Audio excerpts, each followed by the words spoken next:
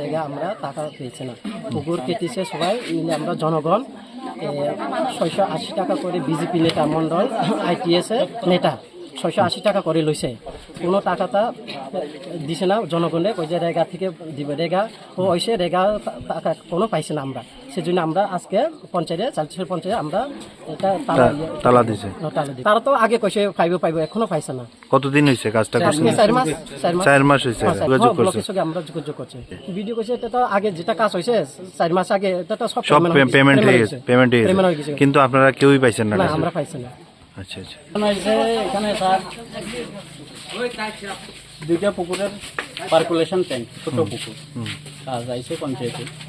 তো কাজের কিছুটা সিস্টেম আছে, প্রত্যেকটা কাজেরই কিছুটা সিস্টেম আছে, সিস্টেম মোতাবেক আজকে অনেক সিস্টেম মোতাবেক কেমন কোনো কাজ আইলে তখন প্রথমত শ্রমিকরা থেকে ডিমান্ড আইতে পড়ে, ডিমান্ড আইলে পরে আমরা ব্লকে এটা ডিমান্ড দিয়া MR বাইর করিয়া তারপরে আমরা কাজ করি, এটা হইল সিস্টেম।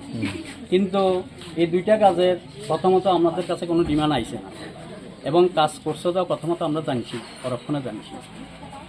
আচ্ছা, তো যে সময় জানছি তারা যে সময় ডিমান্ডটা আইনা দিছে, আমরা ব্লকে ডিমান্ড করছিলাম, কিন্তু প্রক্রিয়াগত কারণে এখন বন্ধ আছে।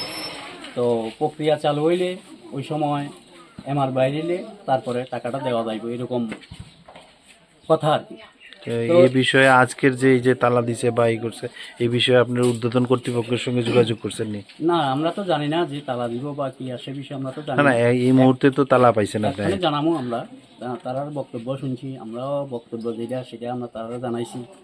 তারপরে এখন বর্তমান যে পরিস্থিতি আমরা তারাও জানাবো।